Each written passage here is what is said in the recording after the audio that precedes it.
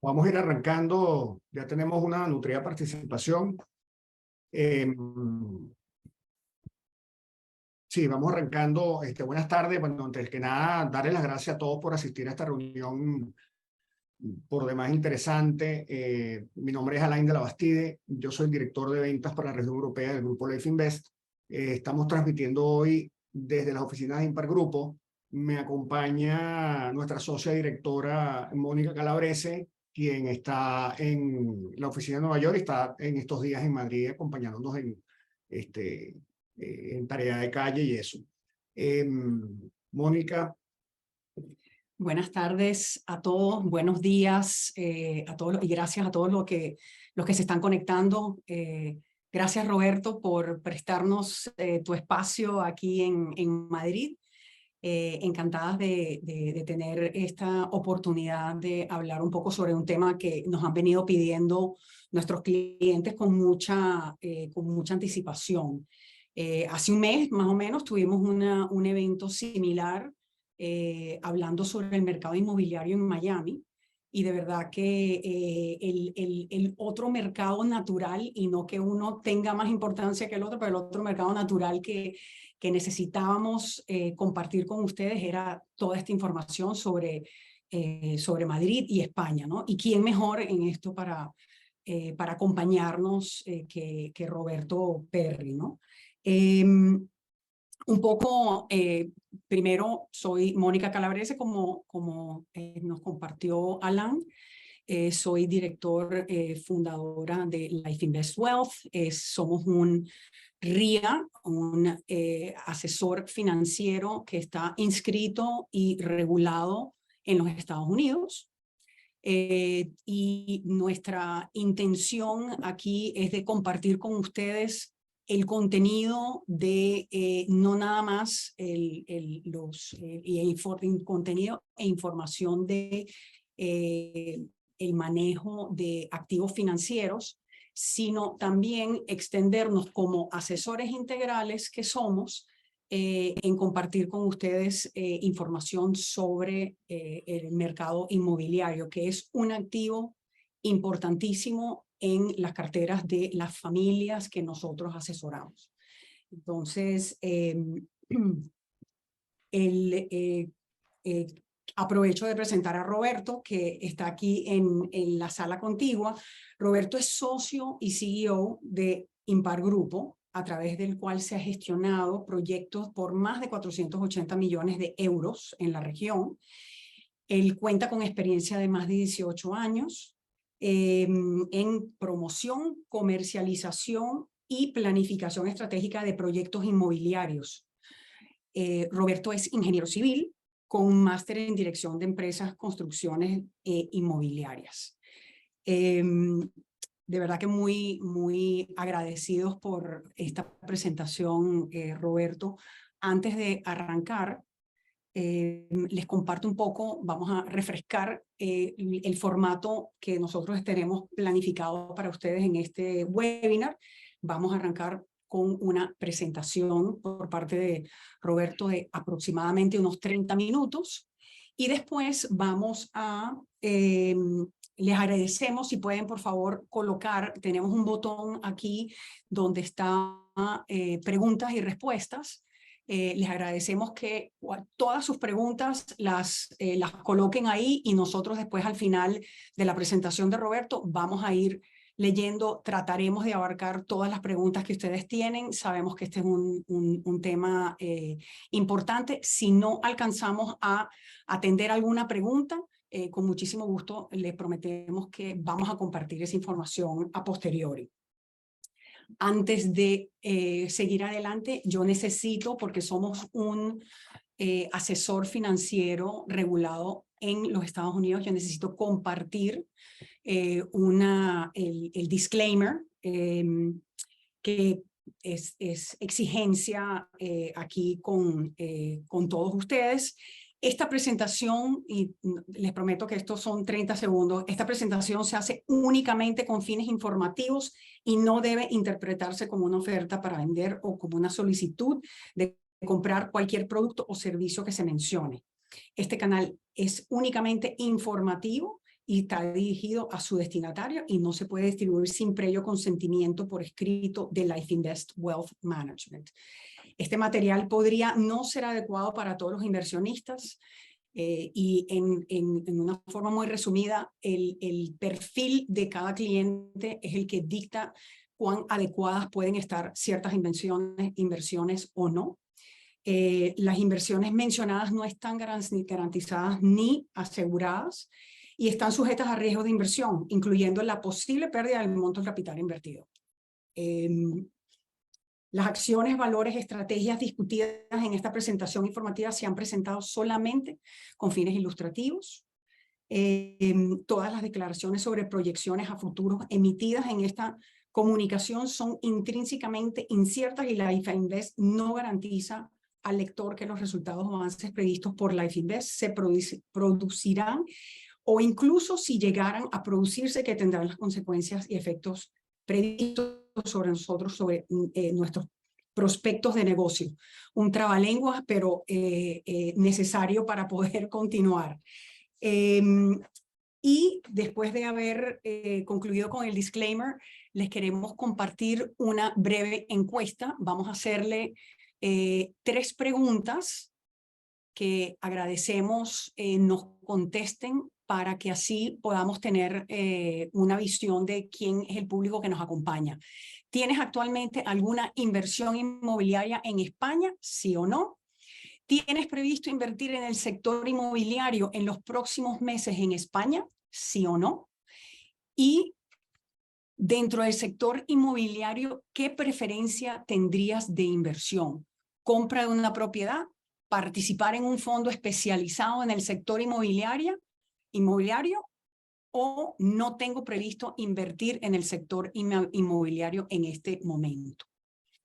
Vamos a darles unos segundos mientras se va completando las encuestas aquí.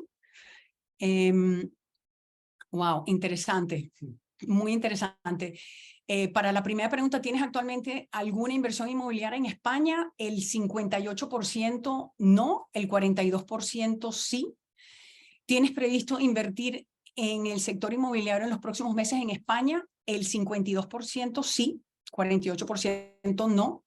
Y la última pregunta, el 52% está interesado en comprar una propiedad, el 28% participar en un fondo especializado y el 19% no tengo previsto invertir en el sector inmobiliario. Bueno, con eso, Roberto, yo creo que tienes una buena visual del público que nos está acompañando en esta oportunidad. Y te cedo la palabra para que por favor nos compartas tu presentación. Claro que sí, Mónica. Oye, bueno, primero que nada, muchísimas gracias a Life Invest, a Mónica, a Alain por invitarme a participar en este webinar y bueno, y a todos los que están conectados por nada, el tiempo que les voy a quitar, a contarles un poco cuál es la visión que nosotros tenemos del mercado en este momento en España en general. Hablaré un poco de Madrid puntualmente, ¿no? Ya que la exposición originalmente hablábamos de Madrid. De hecho, es el mercado principal en el que nosotros invertimos, ¿no? Entonces, básicamente a ver, antes de empezar un poco y contarles quiénes somos, a pesar de que Mónica ya les adelantó y les contó básicamente el grupo que represento. Impar Grupo somos una consultora de promotores inmobiliarios que llevamos unos 15 años desarrollando proyectos en España. Principalmente Madrid es nuestro centro principal de operaciones, aunque tenemos operaciones también en otras ciudades en España como Ibiza y la ciudad de Salamanca. Y recientemente abrimos oficina en México, ¿no? El fuerte de nosotros sin duda alguna ha sido el residencial, es donde nos hemos desarrollado y donde hemos hecho la mayoría de proyectos. Sin embargo, tenemos proyectos hoteleros en residencia de estudiantes, algo de oficina, ¿no? En total hemos desarrollado 1.400.000 metros cuadrados, tenemos unos 485 millones de euros en gestión, unos 190 proyectos desarrollados y 57 empleados en este momento los que formamos la plantilla, ¿no? Un poco para ponerlos en contexto, ¿no? La presentación y un poco lo que les quisiera contar cuando me invitaron a darles un poco una visión muy rápida del mercado inmobiliario español y centrado un poco en Madrid.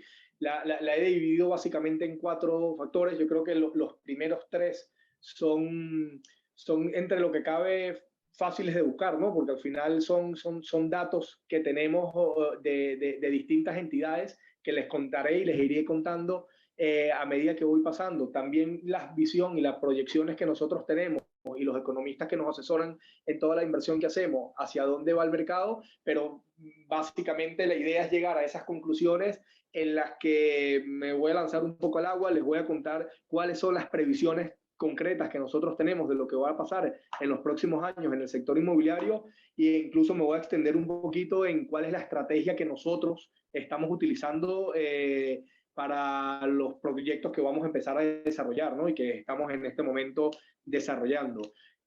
Inicialmente hablaré de algunos factores macros que afectan principalmente a la demanda, que son factores económicos, ¿no? Básicamente, y cómo se va viendo afectada la demanda. Contaré un poco qué está pasando con la oferta en este momento de producto en el mercado. Veremos un poco la evolución de los precios de las viviendas en España en general y después llegaremos a esas conclusiones que les contaba inicialmente, ¿no?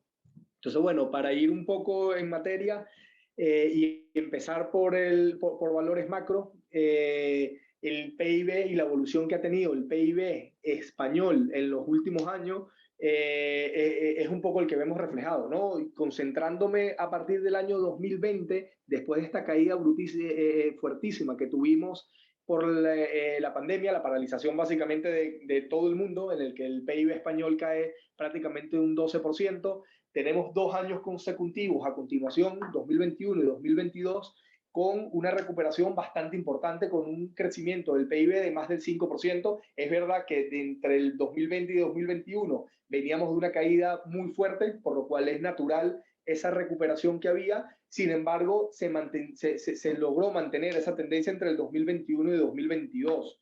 Como sabemos, esa tendencia y ese crecimiento vino muy apoyado por los bancos centrales y las políticas de los distintos estados, y en este caso de la Unión Europea, con una inyección bastante importante de capital para mantener a flote la economía, y de hecho, por lo menos a corto plazo o a medio plazo, dio resultados, ¿no? La situación del COVID afectó muy fuertemente a sectores como el hotelero o el turístico y algo del sector servicio. Sin embargo, no vimos unas grandes quiebras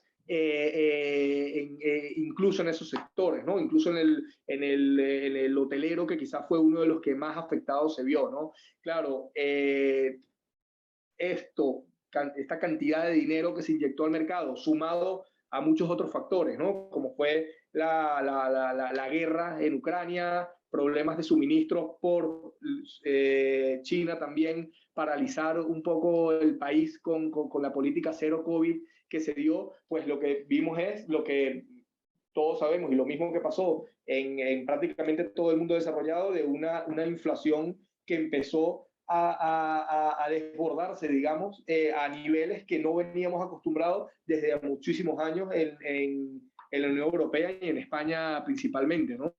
Esta inflación que empezamos a ver a partir del año 2021 principalmente, pero de forma muy acentuada en el año 2022, es lo que trae como consecuencia de alguna forma las políticas monetarias en las que nos encontramos en este momento y, entre comillas, esta crisis de deuda que tenemos actualmente, o tipos de intereses en las que estamos ahora sumergidos debido a las políticas monetarias que toman los bancos centrales, en este caso el Banco Central Europeo, para contrarrestar esta inflación, ¿no? Básicamente lo que se busca con la subida de tipos de interés es mantener el costo de dinero caro, que no haya tanto consumo, que no haya tanta demanda de servicios y que poco a poco vaya bajando esa inflación que, bueno, que yo creo que en Latinoamérica en general creo que tenemos un máster de las consecuencias, ¿no? Y especialmente para las clases medias y bajas que tiene para una economía la inflación de alguna forma descontrolada, ¿no?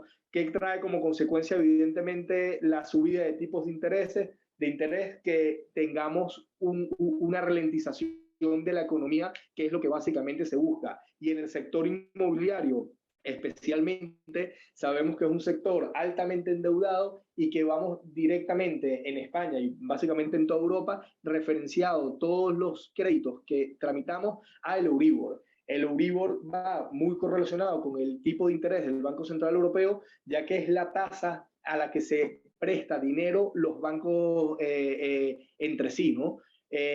Cuando el Banco Central Europeo presta dinero más caro, pues inmediatamente los bancos se ven obligados a prestarse dinero entre ellos, y al subir el Euribor, la tasa referencial de las hipotecas, pues encarecemos las hipotecas. Este tipo de interés en el que nos encontramos hoy, que está en el 3%, es muy probable que este mismo mes lo suban 0,5 puntos más, o sea, lleguemos al 3,5%, y todas las provisiones indican, incluso hoy el Banco Central Europeo hizo una declaración en la que los tipos de interés iban a probablemente mantenerse en posiciones altas, más de lo que se esperaba inicialmente. Es muy probable que para finales de año estemos en el 3,75% por lo menos de tipos de interés. La buena noticia, digamos, entre comillas, es que pareciera que a pesar de que un poco más lento de lo que se esperaba inicialmente, el control de la inflación se está llevando a cabo. Es verdad que acabamos de tener un dato esta semana de las previsiones de inflación de enero y vuelve a tener un pequeño repunte, pero muy lejos de los 10,5% de inflación que tuvimos a mediados del año pasado.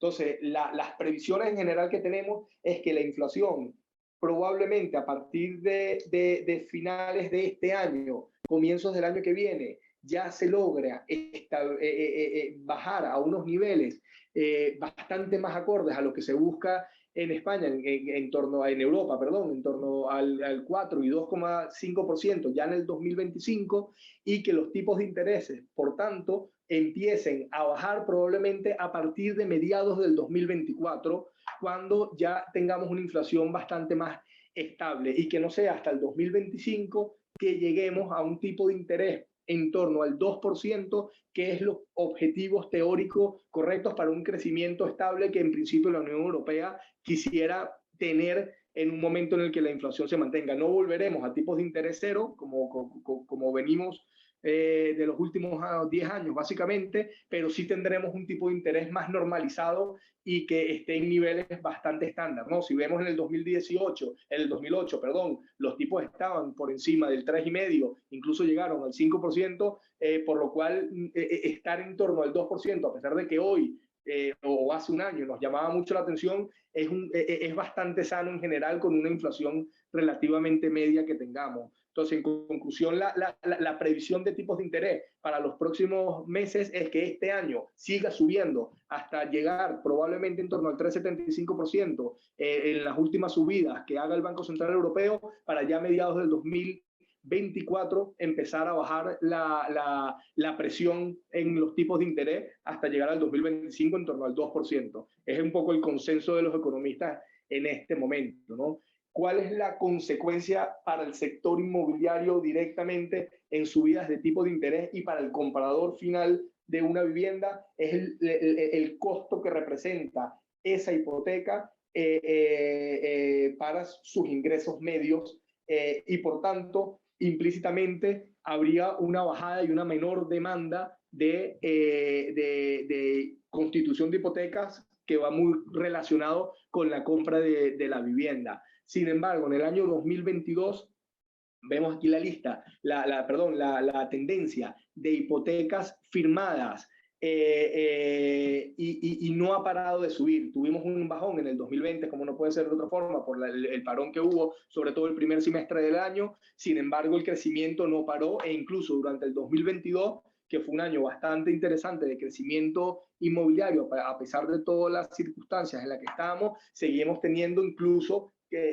un crecimiento importante, llegando casi a las 500.000 hipotecas firmadas. Para el 2023 estamos esperando que haya una bajada, y una bajada más o menos considerable, debido a los tipos de interés que han subido principalmente, y las dificultades para acceder a ese crédito de la familia española, ¿no? A finales del 2022, la tasa de esfuerzo que una familia española, incluso con las tasas ya habiendo subido y rondando en torno al 2,5%, que era cuando estaban en el tercer trimestre, finales del tercer trimestre, las últimas estadísticas que tenemos disponibles en este momento por el Banco de España, la tasa de esfuerzo de la media de la familia española, de la hipoteca media, se encontraba en torno al 34%. Ese 34% va a subir a niveles que ya empiezan a ser un poco peligrosos, en torno al 43% para este año 2023, principalmente por la subida de tipos de interés. Eso evidentemente hará que el número de hipotecas que se constituyan bajen, y por tanto la compraventa de vivienda baje durante el 2023, ya que el esfuerzo que tendría que hacer una familia para poder acceder a esa vivienda va a ser mucho más alto, y no va a poder acceder directamente a la vivienda. La buena noticia, entre lo que cabe, es que la tendencia, o lo que se espera del mercado, es que a partir del 2024-2025 ya ese esfuerzo, sumado por dos factores, uno que es el obvio, que es la bajada o la normalización en los tipos de interés, y que los salarios en España están en tendencia alcista. No, en este momento no estamos sufriendo de mayor paro. El paro en España, el desempleo en España tiene unos niveles estructurales bastante altos comparados con otros países parecidos o de la zona. Estamos en torno a un 12% de desempleo en este momento, lo cual para los niveles españoles no es tan alto. Los mínimos históricos están en torno al 8%, y realmente la tendencia ha seguido yendo a la baja, por lo cual lo que se espera con las subidas del salario mínimo interprofesional y las vinculaciones que hay de los salarios a la inflación es que poco a poco, hasta el 2025, vaya habiendo una subida de más o menos un 5% interanual de salarios medios, y la bajada de tipos de interés que haya en ese momento, que volvamos a estar por debajo de ese 40%, que es lo que la Organización para la Cooperación y Desarrollo Económico, la OCDE, recomienda que es el tope máximo que debería tener la tasa de esfuerzo que debería destinar una familia para el pago de su hipoteca. Esto, sin duda alguna, lo que va a hacer es que, independientemente que sea difícil entrar al mercado de compra de vivienda, es muy probable que haya un crecimiento en el mercado de alquiler, que es un poco lo que hemos estado viendo en los últimos meses, ¿no? El mercado de compra de vivienda los últimos trimestres han ido bajando poco a poco, y sin embargo el mercado de alquiler se ha empezado a tensionar de forma importante, ¿no? Por supuesto que la gran duda que viene a continuación es si las familias españolas van a empezar a tener problemas para pagar sus hipotecas, cómo se encuentra el sistema financiero en este momento, cómo se encuentran los bancos que ya sufrieron durante la crisis de 2008 la falta de liquidez y el exceso de exposición que había al sector inmobiliario. En este momento, la buena noticia para la banca es que realmente después del 2008 ha hecho relativamente sus tareas, muy impuestos por los bancos centrales europeos y el Banco Central Español, en el cual han forzado que las ratios de solvencia de los bancos se encuentren todos por encima del 12%, siendo la recomendación o el mínimo que aceptaría en este momento el supervisor es en torno al 8,5%, dependiendo de cada entidad, tiene unos parámetros distintos. Esto lo que estamos viendo es que esta crisis que puntualmente vamos a enfrentar en los próximos meses los bancos españoles la están recibiendo bastante saneada, lo que le va a permitir, y de hecho ya estamos viendo políticas que están coordinando, no impuestas, sino en coordinación con los bancos, con los estados, los bancos y el Estado, dando soluciones para facilitar a aquellas familias más vulnerables el poder pagar, quizás no tanto acceder nuevamente a nuevas hipotecas, pero sí que no entren en una situación de impago tan grave. Y esto básicamente es tener la flexibilidad para dar carencias, que no haya que amortizar el crédito durante 1 año o 2 años, de forma tal de que únicamente pagues intereses durante ese periodo y extiendes la amortización del crédito, o cambiarlo, o facilidades para cambiarlos a tipo fijo, ¿no? Entonces, digamos que la solvencia de los bancos en este momento, que se encuentran bastante saneada, le da un respiro relativamente al mercado para poder, por lo menos a aquellas familias más vulnerables, tomar medidas, ¿no?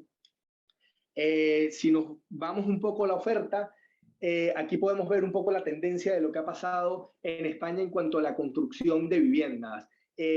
Aquí más claro no puede ser, podemos ver la diferencia enorme que hay entre la situación en la que nos toma esta crisis en la que nos vamos a encontrar, o la que estamos entrando, de tipos de intereses con respecto a la crisis financiera grave del 2008. En el 2008 en España se llegaron a construir casi 650.000 viviendas el año justo antes de que explotara la crisis, ¿no? Paulatinamente fuimos viendo cómo ha ido bajando, y de hecho ese número de viviendas que ha ido incrementándose a partir del 2014, cuando ya 2013 principalmente, que se empieza a recuperar el mercado, no ha superado prácticamente los 120.000 viviendas, que fue el final de este 2022, lo que se construyó. Lo que quisiera transmitirles con esta lámina es que realmente la oferta que nos encontramos hoy en Madrid es bastante, o en España, perdón, es bastante conservadora. En España se están construyendo en este momento 2,5 viviendas por cada 1.000 habitantes, cuando llegó en un momento máximo a construirse 15 viviendas por cada 1.000 habitantes, y lo que se espera de un crecimiento de España es que esté entre ese 2,5 y 3%, 3 viviendas construidas por cada 1.000 habitantes. Los ratios de accesibilidad a la hipoteca hasta el 2022, que es este dato, están en el 33,6%, mientras que el saldo hipotecario con respecto al PIB está en el 46%, que es relativamente bajo. Con esto lo que transmito también es que incluso al conjunto, la media, evidentemente casos puntuales no, pero la media en general de las familias españolas ha bajado considerablemente el volumen hipotecario o la deuda hipotecaria que tenían con respecto a la crisis del 2008 o en otras circunstancias.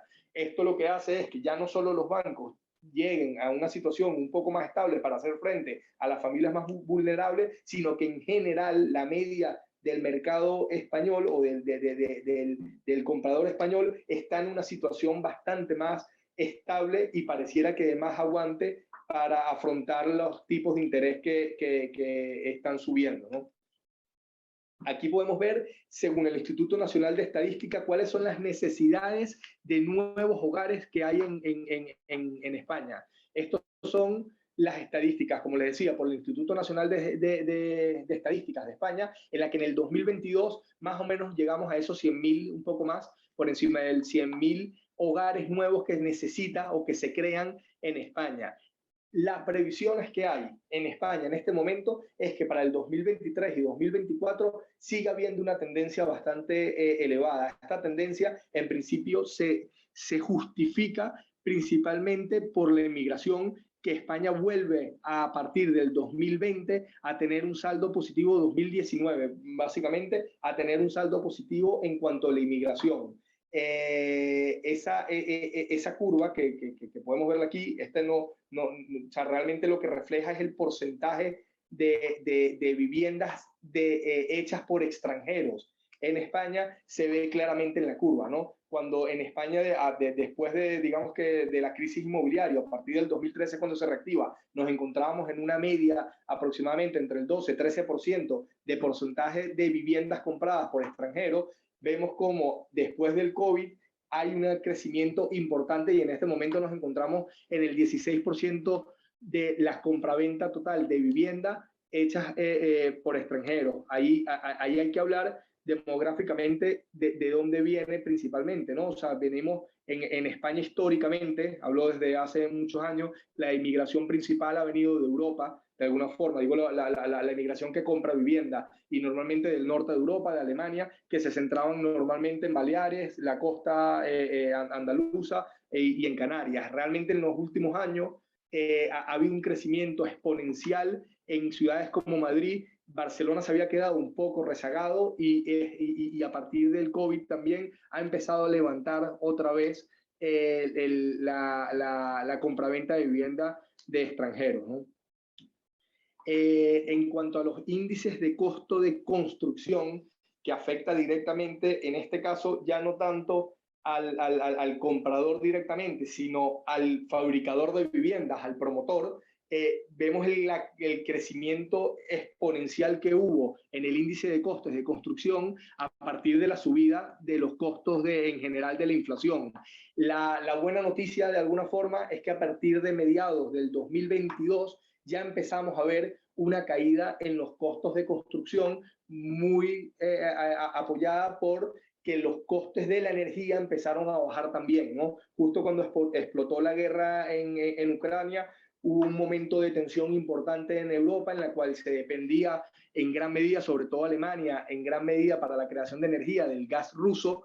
Se han tomado medidas. Es verdad que el clima acompañó en este invierno, que no ha sido un invierno especialmente fuerte, y sin embargo esto ha hecho que las reservas en Europa en este momento de gas estén en máximo, que se hayan buscado alternativas y que realmente, a pesar de que la guerra sigue estable y sigue habiendo una situación de inestabilidad importante con Rusia, la realidad es que el suministro de gas en este momento, para este año y el año que viene en Europa, está garantizado, y eso dará el tiempo suficiente para crear las vías alternativas nuevas para poco a poco ir saliendo de la dependencia que se tenía de Rusia. En el caso de España no había una dependencia de Rusia, realmente nosotros teníamos vías alternativas, por lo cual, de hecho, el costo de energía en España fue relativamente el más bajo de la Unión Europea en los últimos periodos o en los últimos meses de la crisis energética. Incluso la recuperación ha sido más agresiva en España en cuanto al costo de la energía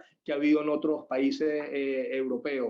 El costo de construcción, lo que afecta principalmente es que si la demanda de viviendas ha ido bajando y a día de hoy o hasta ahora la materia prima para el promotor, para el desarrollador, que es básicamente el suelo, no se había visto afectado, es que básicamente los números no estaban saliendo. Y eso ha ocupado que ese número de viviendas que el año pasado llegamos a estar en torno a los 120.000 viviendas de construcción, que está bastante en línea con las necesidades que tiene España, y teóricamente deberíamos seguir con esa tendencia, haya pasado todo lo contrario. En el 2023 no se espera que lleguemos a 70.000 viviendas construidas, y de alguna forma lo que afecta aún más es que en este momento la cantidad de suelo o proyectos que están proyectándose para el 2024 son realmente bajos. Cualquier promoción o cualquier proyecto y proyección de viviendas entregadas, como sabemos, tarda por lo menos 3 años en desarrollarse en España, ¿no? Solo en España, en líneas generales, se necesita 1 año de permisología y 2 de construcción, por lo cual es muy poco elástica esa demanda. Es decir, para el 2024 o 2025 hay unas previsiones de que la falta de vivienda en España de obra nueva empiece a ser más o menos complicado, sobre todo si se cumplen un poco las previsiones que estamos hablando y que la demanda empiece a levantar otra vez cabeza, ¿no? En cuanto al precio histórico de la vivienda, hemos visto cómo desde el año 2013, básicamente, salvo un año antes del COVID y durante el COVID, que hubo una pequeña corrección muy de la mano del mercado de segunda mano, hemos visto cómo ha seguido subiendo la vivienda. Durante el 2022, la vivienda siguió subiendo, se mantuvo en torno al 5% de crecimiento con respecto al año anterior, incluso llegó al 7% de media a finales del trimestre, y lo que se está esperando ahora, no tanto por la demanda, porque como hemos venido viendo, la demanda es indudable que va a bajar, pero la falta de oferta, que cada vez va a ser más fuerte, es que probablemente no haya un crecimiento tan abultado como había ahora, todo lo contrario, probablemente haya pequeños ajustes, pero lo más normal es que se mantuviese en tasas bastante, de alguna forma, estables en cuanto a costo, perdón, más que tasa del precio de la vivienda, ¿no? Y aquí, nada, me atrevo a llevar a las conclusiones y después les cuento un poco cuál es la estrategia que nosotros estamos utilizando, en la que directamente les doy lo que el consenso de nuestros economistas que nos asesoran estamos viendo, ¿no? La demanda en el 2023 va a caer, no hay, o pareciera que no hay duda en cuanto a ello. El consenso de la mayoría de los analistas que nos asesoran nos orientan a ello. Ya empezamos a ver como la demanda de las promociones que tenemos en curso en este momento nosotros, para irlo referenciando un poco a lo que estamos viviendo, en la que la mayoría de nuestros proyectos se encuentran en Madrid, ya empezamos a ver un poco menos de llamada de lo que teníamos anteriormente. Sin embargo, no ha habido hasta ahora una caída de los precios. Es decir, quizás en vez de vender una vivienda de media en 3 meses, por decirlo, se están extendiendo los plazos a 4 meses, 5 meses, pero realmente se están yendo las promociones y seguimos entregando prácticamente la totalidad de las promociones que estamos desarrollando en este momento completamente vendidas. Esperamos que para el 2024 poco a poco empiece a haber una demanda un poco más alta, y quizás eso sumado a la oferta, que no vemos que vaya a aumentar, vemos bastante complicado que por lo menos hasta el 2024 no empiecen a haber nuevos proyectos proyectados en desarrollo, lo que va a hacer que hasta el 2025 como mínimo, 2026, no empiece a aparecer nueva oferta, digamos que de forma sistemática, de obra nueva. Creemos que probablemente poco a poco va a ir tensionando un poco los precios y va a ir a partir del 2024, no tanto, más 2025 y 2026, de empezar a subir un poco los precios. Los costes de construcción esperamos que se van a ir estabilizando. En el momento que los costes de construcción ya no sean una incertidumbre tan grande para el promotor y la oferta empieza a activarse, probablemente vamos a poder con más seguridad empezar a desarrollar proyectos nuevos proyectados para la venta, que es lo que en este momento está mermando de forma significativa. Y con este mix que tenemos, pues tenemos una previsión que la evolución de los precios, a pesar de la bajada de la demanda, no va a sufrir significativamente durante el próximo año, aunque es probable que veamos puntualmente cierto debilitamiento en algunas zonas, y ahora les cuento un poco allí. Creemos que va a seguir más o menos estable, que con inflaciones altas eso no quiere decir que estamos ganando dinero, ¿no? Evidentemente, si el precio de la vivienda se mantiene y la inflación está subiendo, pues en términos reales está perdiendo ese nivel de poder adquisitivo, ¿no? Sin embargo, a partir del 2025, y sobre todo por la falta de oferta que va a haber en el momento que empieza a haber una pequeña recuperación y que se lleguen a tipos de interés que vuelvan a estar por debajo de ese 40%, la tasa de esfuerzo de la familia media española, creemos que va a empezar a haber una subida de precios paulatina, ¿no?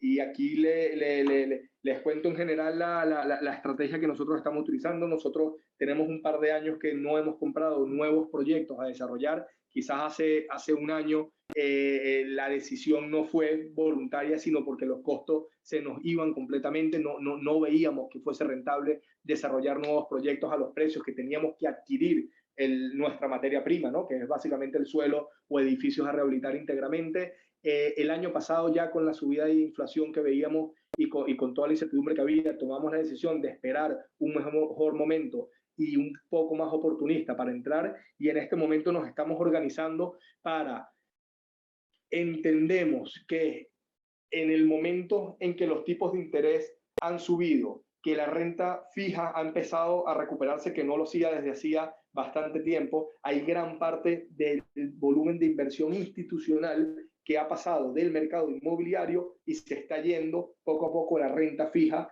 para aprovechar o de alguna forma destinar sus recursos a rentabilidades en España que en este momento están en torno al 3%, y bonos, digamos, de eso del Estado, y bonos de deuda de empresas solventes en torno al 4%, que hoy no se los están o no lo están viendo en el mercado inmobiliario. Eso va a hacer que aquellos que hayan comprado y se hayan posicionado en activos en el 2020 en adelante a unos tipos de interés vinculados al Euribor y probablemente con una exposición al crédito un poco alto, probablemente nos dará la oportunidad, y es lo que estamos empezando a ver, de aprovechar para puntualmente, no hablando unos precios de ganga, porque no me gustaría transmitir ese mensaje, pero sí unos precios más atractivos para poder posicionarnos en productos que logremos estabilizar en una cartera de aquí al 2025, 2026, en torno, y hablo con datos concretos, del 6-7% de rentabilidad neta que nos dé esa cartera, para esperar un momento en el que la mayoría de fondos institucionales empiece a volver al mercado inmobiliario una vez que el mercado de renta fija empieza a mermar poco a poco debido a la estabilización de los tipos de interés. Y en ese momento nosotros hagamos la desinversión. Nuestro perfil de inversión es generar valor añadido. Nosotros no tenemos una vocación patrimonial. Si tuviésemos una vocación patrimonial, probablemente buscaríamos una estrategia relativamente similar en la búsqueda de intereses o de retornos que hoy creemos que vamos a poder conseguir con la compra de activos en situación un poco estresado, y que con poco CAPEX podamos mejorar la rentabilidad de esos proyectos. Nuestra intención básicamente es, una vez estabilizada una cartera de activos bien gestionada y con ingresos recurrentes, esperar un momento en el que los tipos de interés bajen y que podamos hacer una desinversión global del mercado. Y en paralelo, irnos posicionando probablemente a partir del año 2024, 2025 quizás ya un poco lejano, 2024, en carteras de suelo, para irnos posicionando para ese 2026, empezar otra vez con la venta de viviendas de forma individual. Y bueno, no sé si fue muy rápido, pero me dijeron que contara media hora. Yo intenté resumir básicamente media hora. Me faltó hablar quizás de Madrid muy rápidamente, porque además el título era Madrid. Yo creo que es justo hablar de Madrid. Madrid, todo lo que he comentado aquí en esta exposición, absolutamente todo, lo pueden ver paralelo a Madrid, pero un poco más afianzado en cuanto a la oferta. Sobre todo la demanda va a sufrir relativamente parecido a lo que está pasando, pero sumado a que Madrid está recibiendo el 70% de la inversión internacional en este momento, por lo cual empieza a ser una capital realmente importante con respecto al resto de España. De hecho, ha subido y ha sobrepasado como ciudad y generador de riqueza a Barcelona, que históricamente había sido la ciudad más importante en España. Y en cuanto a la oferta, en Madrid, además de los problemas generales que estamos hablando de costos de construcción y de inflación, hay que añadirle un factor importantísimo. La ley de suelo de Madrid es muy compleja, es realmente compleja, y desarrollar y crear nuevos suelos para vivienda está siendo realmente difícil, hasta que, a pesar de que hay algo de voluntad en los políticos actuales, pero hasta que realmente no faciliten los trámites urbanísticos para generar nuevos suelos, va a ser muy complicado que esa oferta llegue al mercado general. Y creo que todo lo que comentamos aquí probablemente en Madrid se va a ver mucho más afianzado en cuanto a las recuperaciones de los precios de la vivienda en el 2024-2025. Básicamente he terminado la exposición, ¿no? Me queda un poco tiempo de preguntas, Mónica. Sí, gracias, de verdad.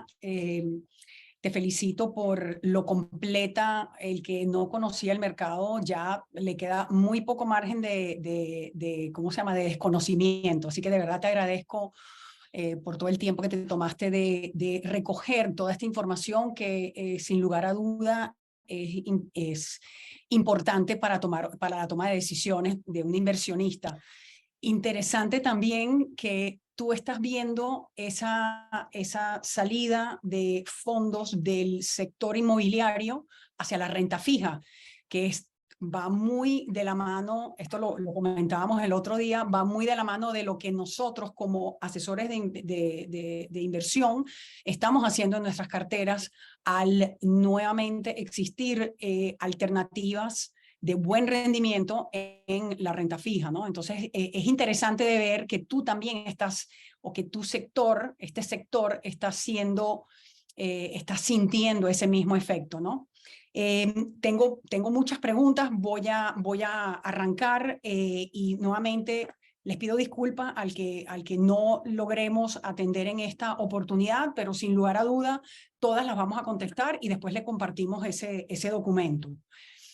Roberto, ¿tú crees que este es un buen momento para invertir en la compra de una vivienda en Madrid? A ver, yo creo que va a depender de la estrategia de cada quien, y en verdad lo digo, o sea, nosotros como te transmitía antes, estamos activamente viendo un momento para posicionarnos nuevamente y empezar a comprar. Si el perfil del inversor está cómodo comprando un activo, el cual va a mantener durante un periodo con poca deuda, los niveles de financiación en este momento van a bajar, y se encuentra cómodo con retornos. Si hablamos de Madrid, comprar hoy en Madrid es muy difícil obtener retornos, incluso si van a ir a subir de yield más allá del 3%, aunque si esperamos la subida de intereses que en principio va de una u otra forma, perdón, de rentas, que va de una u otra forma vinculado a los tipos de interés, que es verdad que en Madrid o en España en este momento están limitados por el Banco Central, o sea, por el gobierno, pero que se espera que a partir del 2024 lo liberen nuevamente, y se tiene de alguna forma la paciencia o la espera para llegar a ese 2026 cuando la demanda empiece a ser más importante. Yo creo que sí. Si se busca comprar una vivienda con un nivel de endeudamiento relativamente alto, porque no se puede acceder, yo tendría un poco de precaución. Yo creo que no hay apuro, ¿no? O sea, no creo que vaya a bajar, como decía, el precio de la vivienda significativamente. Sí creo que tenemos una ventana de tiempo interesante para posicionarnos, para comprar. 23, 24 probablemente van a ser años interesantes para posicionarnos. Sin embargo, creo que si vas con financiación va a ser complicado. Si tienes recursos propios o no vas muy apalancado, creo que puede ser bastante interesante para posicionarse por esas posibles subidas que vamos a ver a partir del 2025. Gracias, Roberto. ¿Se pueden obtener rendimientos mayores al 7,5 en propiedades en Madrid? Estamos buscando renta. No digo que no. Claro, no me gustaría decir que no, porque sí, o sea, a ver, ¿dónde vas a conseguir esas rentabilidades en Madrid? Y yo diría que casi en exclusiva, si te vas a barrios, digamos, de zonas clase media baja. En barrios de clase media baja, probablemente vas a poder conseguir 7,5, suena muy alto, pero yo te diría que probablemente en torno a los 6, 6,5% logres conseguir hoy rentabilidades relativamente atractivas. ¿Cuál es el problema que tienes allí? Que justamente es donde la ley habitacional, que es muy estricta en España, empieza a afectarte más. Es donde el comprador es un comprador que se va a quedar con tu vivienda probablemente en alquiler durante los próximos 7 años. Probablemente las limitaciones en cuanto a la subida de renta es donde más te va a afectar, y va a ser complicado. Entonces sí vas a poder conseguir esas yield si estás dispuesto a asumir el tipo de riesgos de zona en el que estés. Si nos vamos a las zonas céntricas de Madrid, yo te diría que hoy, no quiero decir que es imposible, ¿no? Porque gangas o suerte siempre hay, pero en líneas generales yo te diría que hoy en la zona prime de Madrid, las rentabilidades muy rara vez van a subir del 2%. En zonas buenas,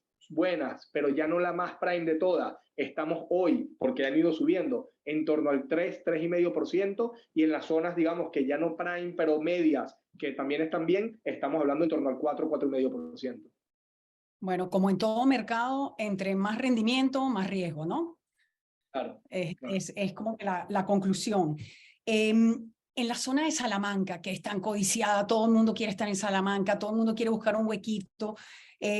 ¿Cuál es el precio por metro cuadrado de pisos viejos y de pisos nuevos? ¿Tienes tú debes tener esa cifra mira, al pelo?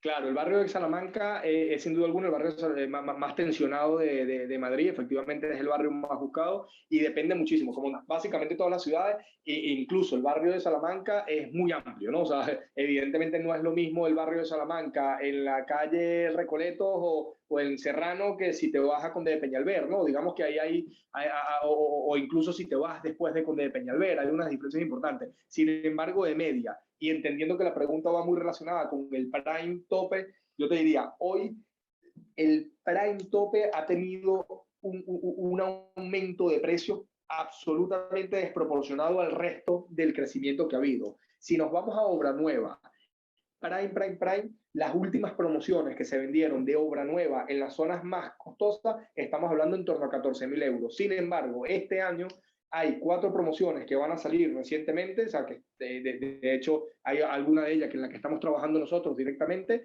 y estamos hablando de precios por encima de los 18.000 euros el metro cuadrado. Eso estoy hablando del tope. Ese en este momento es quizás el tope más alto que tenemos en Madrid. Si nos vamos al precio alto, pero medio, digamos, del barrio de Salamanca, estaríamos de obra nueva, estamos hablando por encima de los 12.000 euros el metro cuadrado. Si nos vamos a segunda mano, pero en buen estado, estamos hablando algo entre 10.000 y 12.000 euros el metro cuadrado.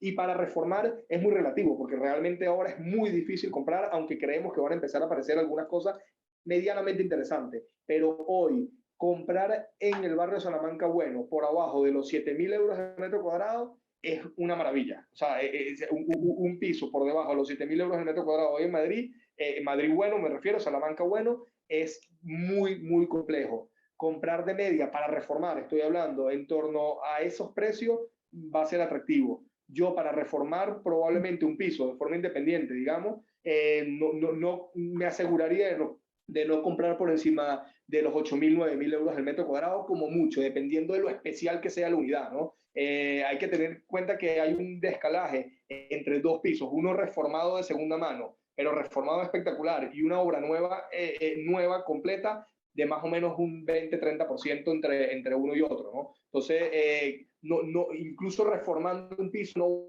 vas a alcanzar los precios de obra nueva terminado en Madrid, ¿no? Entonces, yo te diría que comprar por encima de los 8.000 euros hoy es complejo, tomando en cuenta que el lujo le vas a meter en torno a 2.000, 2.500 euros el metro cuadrado por encima al precio de compra, y si vas a querer ganar algo de dinero, tienes que irte por encima de los 11.000, 12.000 euros para venta. Entonces, te vas quedando sin margen, ¿no? Digamos. Claro, claro. ¿Qué tan complicado es el tema del financiamiento cuando tienes, que esto es estabas hablando del 70% del mercado que es extranjero, que está participando y que ha participado en este crecimiento y en este boom? ¿Qué tan accesible y qué tan fácil o complicado es el tema del financiamiento aquí en España? Mira, la banca española sigue bastante activa, eso hay que decirlo, a pesar de que no hay ninguna duda que con la subida de tipos están siendo más precavidos y quizás examinen más, sigue muy activa. La compra de una propiedad con financiación o la obtención de financiación para uno residente en España va a depender muchísimo del perfil del comprador. El comprador se va a ver si tiene ingresos recurrentes, que básicamente lo que tiene, incluso si son fuera de España, pero estabilizados. Mucho mejor que sean, evidentemente, en Estados Unidos, que quizás no en otros países, en situaciones más inestables, ¿no? Entonces, eso es lo primero que van a ver. Hasta hace poco, un no residente, hasta hace un año, podía alcanzar, yo no diría que tranquilamente, pero podía alcanzar hasta un 70% de financiación si cumplía con todos los parámetros de ingresos recurrentes y que realmente tuviese cómo demostrar que tienen ingresos suficientes para hacer frente a la cuota de la hipoteca. Hoy no se está hablando más de un 50% como tope, y hacen muchísimo más énfasis aún en esos ingresos y en esa demostración que tiene para generar de alguna forma ingresos suficientes fuera de España, incluso para pagar las creces. Ahora, es un poco más difícil que hace un año, no es imposible, pero es un poco más difícil que hace un año la obtención de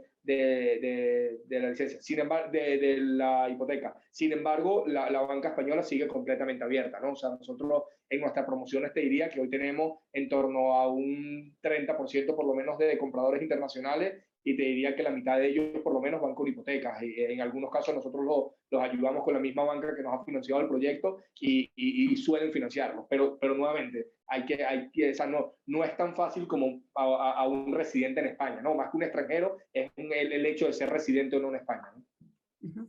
Sí, buenísimo, Roberto, buenísima todas las respuestas a las preguntas y la exposición espectacular. Una pregunta que mucha gente nos ha estado haciendo en estos días y es en relación a Madrid Nuevo Norte. Sí. Se habla del proyecto urbanístico de mayor envergadura en Europa en los la próxima década. Es una oferta que va a venir. Estás hablando que hay poca oferta. ¿En qué momento se va a ver esa oferta? ¿Qué piensas tú que va a pasar más adelante con eso? ¿Va a haber suficiente demanda para coger semejante proyecto? Entiendo que son no sé cuántos kilómetros y kilómetros de urbanismo nuevo.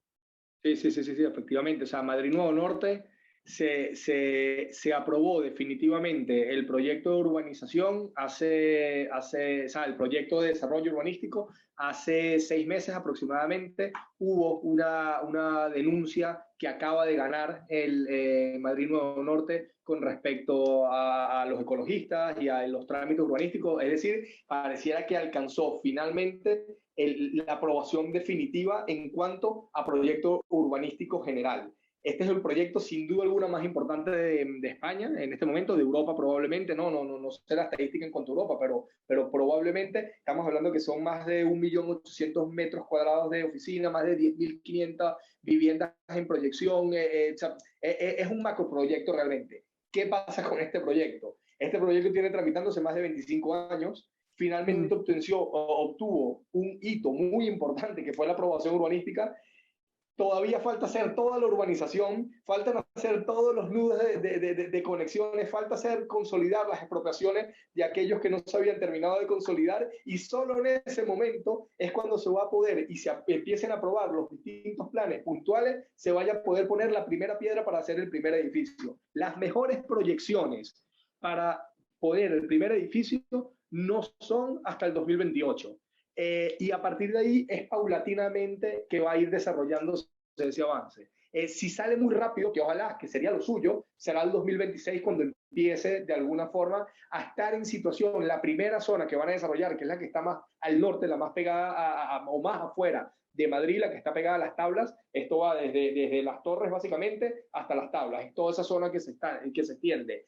Estamos hablando que para el 2026, más probablemente 28, vamos a empezar a ver los primeros proyectos que pueden empezar a construirse en ese suelo. Por lo cual, a pesar de que es un gran proyecto, sin duda alguna es la expansión de Madrid y sin duda alguna es hacia donde vamos, le queda un poquito todavía, ¿verdad? O sea, le queda para que empiece realmente a absorber. Ahora, hay sin duda alguna una oferta tremenda, pero como te digo, es un desarrollo brutal, pero al mismo tiempo hay que tener en cuenta que hay 2.500 viviendas de protección oficial, 10.500 viviendas en total, muchos metros de oficina, 1.800.000, parques, zonas comerciales. Es decir, es una urbanización gigante, pero que también estamos hablando que en Madrid el año pasado se construyeron 20.000 viviendas, y esto representa mucho, es el 50%, pero ¿qué va a ser durante los próximos 20 años que se desarrolle? El impacto probablemente va a ir llegando demográficamente la absorción de la ciudad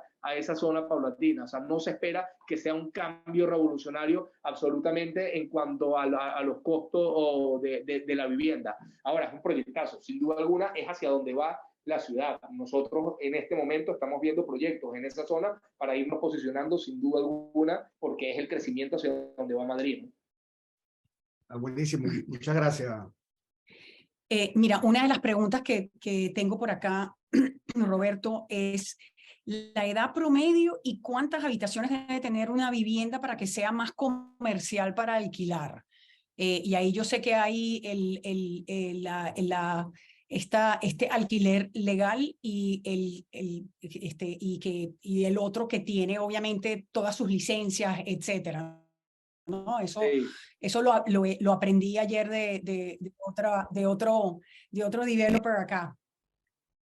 Sí, no, sin duda alguna. O sea, a ver, el piso más comercial, sin duda alguna, en líneas generales, en media, es para alquiler, es el piso de 2 dormitorios, o sea, lo que más se alquila, el más rápido, de 2 dormitorios, no más de 80 metros cuadrados la vivienda, si puede ser de 70 mejor, y normalmente la edad de ese comprador va a estar entre sus 30 y sus 40, y normalmente es o una pareja recién casada o una familia joven, y digamos que esa es la media. Dentro de esa media, ahora nos vamos a los picos, de cuál es lo que más se alquila. Si nos vamos a empresas como probablemente muchos les sonarán, Home Select, o empresas que se dedican al arrendamiento más a corto plazo que a largo, quizás no tanto yéndonos al Airbnb, es más yéndonos a media estancia. que son ejecutivos, el piso que más rentabilizan es el piso de una habitación de 60 metros cuadrados aproximadamente. Y esto va muy destinado a ejecutivos de empresas que ya tienen más de 35 años y que pasan unas temporadas en Madrid. Y ahí sin duda alguna sube. Lo que pasa es que tiene que ir asociado también con la ubicación y la arquitectura y las calidades que le pongas al piso. Pero en líneas generales, en media, el piso más rentable que vas a conseguir en Madrid no es, curiosamente, el piso pequeño de una habitación, es el piso de 2 habitaciones entre 70 y 80 metros cuadrados en zona media alta de Madrid. Ese es el piso más demandado. Tu cliente va a ser un cliente algo entre 30 años y 40 años, normalmente pareja y no. Ya después puedes ir a otros segmentos que son el de estudiante. El de estudiante lo alquilas más caro, pero tienes una rotación mucho más alta, un mantenimiento del inmueble mucho más de mucha menor calidad. Entonces, bueno, ahí hay que ver un poco cuál es la circunstancia. Ahora mismo hay una tendencia muy fuerte en crear, no me gusta llamarlo co-living, ¿no? Porque quizás se puso un poco de moda la palabra y es muy difícil el definir exactamente qué es el co-living, pero son edificios en los que están gestionados de forma integral, todos destinados al arrendamiento y generan un valor añadido importante. En ese tipo de edificios, la tendencia es irnos a pisos aún más pequeños todavía, en las cuales tienes unas zonas comunes muy atractivas. Entonces, dependiendo un poco de qué segmento estamos hablando y hacia dónde estamos destinando, va a ser una vivienda en un edificio normal en el que no podemos controlar la totalidad del edificio, una zona clase media alta, viviendas de 70 metros cuadrados con 2 habitaciones, es muy rentable. Si podemos controlar el edificio en su totalidad y gestionar con zonas comunes, sin duda alguna irse a pisos aún más pequeños, pero con unas áreas comunes muy atractivas, va a ser lo más rentable, ¿no? Fabuloso. ¿Y cómo estás viendo el mercado de la segunda vivienda en la Costa del Sol, Málaga, etcétera? Sí, mira, nosotros no desarrollamos proyectos en esa zona por ahora. Sí tenemos proyectos en Ibiza, podría buscarse una similitud, pero no hay. Málaga tiene 15 años que no para, o sea, realmente, ¿no? O sea, ha sido un crecimiento impresionante, ha absorbido la demanda internacional de forma fantástica, principalmente la europea, quizás aquí un poco menos la latinoamericana, pero sí muy fuerte la europea, en algún momento la rusa, ahora la árabe también está llegando, pero la europea principalmente se ha posicionado muy fuerte. Los precios de Málaga ha tenido un crecimiento espectacular y es una de las ciudades que más ha crecido de forma organizada. Sin duda alguna, es una ciudad muy atractiva para invertir, en la cual tengo que admitir, y aquí uno a veces comete sus errores, yo tengo 15 años diciendo que voy tarde para Málaga. Y hace 15 años fuimos a verla y dijimos, wow, qué espectacular, imposible invertir aquí, esto está demasiado caro. Hace 10 años fui y dije, joder, qué lástima que no invertí hace 15 años, porque es que había que hacerlo. Hace 5 años volví a decir lo mismo. O sea, la realidad es que me ha sorprendido año tras año. Ahora, si me preguntas, creo que te tengo que decir lo mismo. Lo que pasa es que me ha sorprendido tantas veces ya que no lo sé, ¿no? Pero Málaga en verdad tiene una demanda altísima. El aeropuerto de Málaga es el tercer aeropuerto de España, después de Barcelona, o sea, Madrid, Barcelona y Málaga. Tiene una demanda brutal, hay muchísimas empresas de tecnología que se están yendo para allí, tiene un clima envidiable, pero es verdad que me da un poco de vértigo los precios, ¿no? Pero sin duda alguna es una alternativa muy interesante a explorar, ¿no? Y te voy a hacer una última pregunta porque ya estamos sobre la hora y de verdad le agradezco al público que está aquí, siguen todos conectados y seguimos recibiendo preguntas. ¿Tú piensas que veremos de nuevo los alquileres con opción a compra en el mercado de Madrid? O sea, es probable que aparecen, o sea, los alquileres con opción a compra hubo momentos, o sea, yo diría que hace unos años, cuando la crisis inmobiliaria aparecieron por una circunstancia económica realmente, básicamente los promotores fueron muy flexibles en dar esas opciones. Para el comprador era una opción muy cómoda, era pagar un alquiler y básicamente con el tiempo estaba viendo si lo compraba o no y entre comillas no tiraba el dinero en el alquiler, y aparecieron muchos alquileres con opción a compra que era una alternativa para el promotor y le venían muy bien al comprador, ¿no? Porque ya fijabas de alguna forma el precio y veías un poco la evolución de lo que pasaba. En este momento no creo que pase tanto por la crisis, no creo que vaya a pasar tanto por las circunstancias en las que estamos, pero sí por la legislación y por la flexibilidad, entre comillas, en cuanto a los precios de alquiler que se pueden fijar en una opción a compra, que son distintos a los que se pueden fijar cuando vas por la ley tradicional, digamos, de arrendamientos urbanos.